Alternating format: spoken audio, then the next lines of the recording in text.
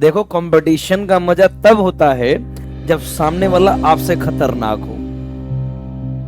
भाई इंडिया का अगर क्रिकेट खेले केनिया के साथ तो वो तो कभी भी जीत सकती है, लेकिन साथ में अच्छा खासा अगर कोई हो like south Africa, Australia, Pakistan, उसकी तो बात ही अलग है।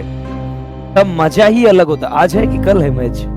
कल है ना इंडिया पाकिस्तान, कल ही है, मैं देखूंगा, ठीक है। तो उसका मजा ही अलग होता है जब सामने वाला, देखो जब आपके सामने वाला कंपटीटर आपसे स्ट्रांग हो, कंपटीशन तभी समझ में आता है। नहीं तो ऐसे पता चले क्लास में अगर हमारे 15 लोग हैं, 15 में से 10 बेवकूफ है, तब तो अपन ही भगवान है वहां का। सही बात है कि नहीं? कंपटीशन का मजा तब आता है जब सामने वाला आपसे स्ट्रांग हो, तब मजा आता है। नहीं तो आप तो बस सर हम पढ़ रहे हैं, अच्छी बात है, काम चल रहा है। हमेशा कंपटीशन तब करनी चाहिए जो आपसे स्ट्रांग हो। देखो वहां जीतो ना जीतो, लेकिन सीखने को बहुत कुछ मिलता है। जब आपके सामने वाला कंपटीटर स्ट्रांग होता है, भले नहीं जीतोगे, कुछ अच्छा तो सीखोगे, क्योंकि आप मेहनत तो करोगे ना उसके साथ।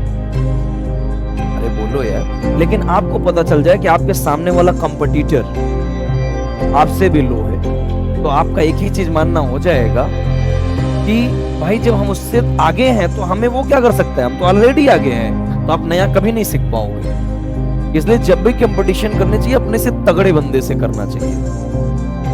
याद रखना, एक बार जब सचिन क्रिकेट खेल रहे थे, एक बॉलर था, नाम नहीं याद आ रहा मुझे, ब्रैड हॉग था शायद, ब्रैड हॉग नहीं था, कोई तो था शायद, ब्रैड हॉग ही था। तो फर्स्ट टाइम जब सचिन का उसने विकेट लिया, तो मैच खत्म होने के बाद वो गया था सचिन का ऑटोग्राफ लेने बॉल पे, है ना।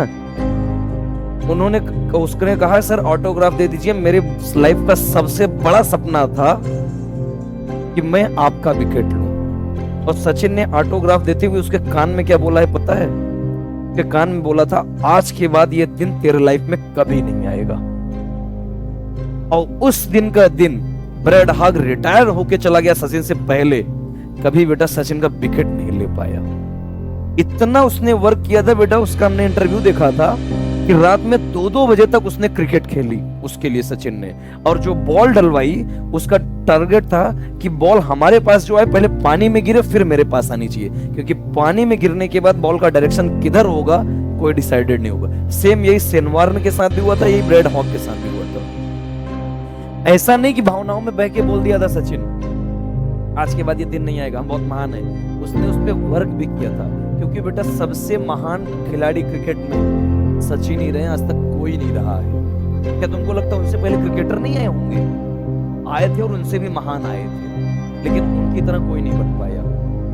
इसे कहते हैं बेटा मेहनत करना। वो इतना मेहनत कर ले गया उस पे कि ब्रैड हॉग के लाइफ में जिंदगी वो दिन नहीं आया कि जिस दिन वो विकेट ले सके सचिन। ये उसको कहते हैं कंपटीशन।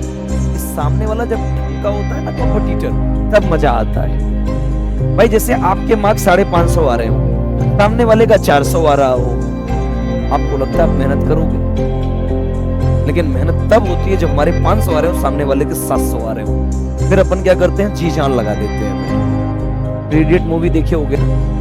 थ्री इडियट में तो यही दिखाया गया था कि भाई साइलेंसर इसीलिए परेशान रहता था कि रेंचो टॉप कैसे कर रहा है ना।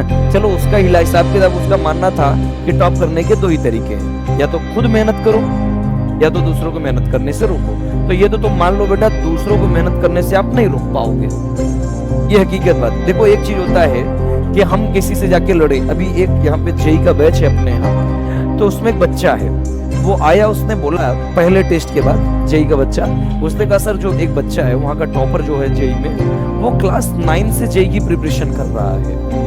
जो बुक हम लोग आज सॉल्व कर रहे हैं वो क्लास 9-10 में सॉल्व कर लिया था। हम लोग उससे आगे कैसे जाए, है ना। तो वो हमसे मिला, तो हमने कहा बस एक ही चीज करो बेटा। देखो हमारे पास 2 लाइन है,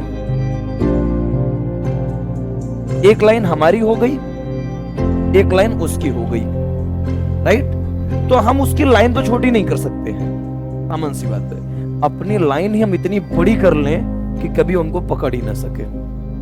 देखो आप दूसरे की लाइन छोटी नहीं कर सकते कभी भी, आप अपनी लाइन इतनी बढ़ा दो, उसकी लाइन अपने आप छोटी हो जाए।